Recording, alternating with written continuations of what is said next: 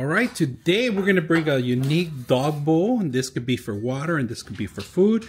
They give you a silicone feet that go around the actual settings here, where the actual product, they go a line through the whole thing.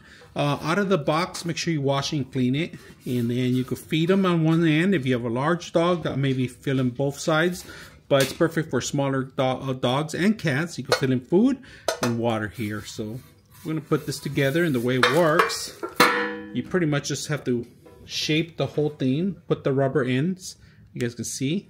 Alright, so there you have it. It's fixed, and it won't move, it won't budge. In case it gets dirty, they give you an extra one.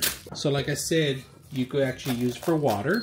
So I am going to put water on it, if you guys can see. Make sure to fill it up. For my dog, I'm using purified water for him.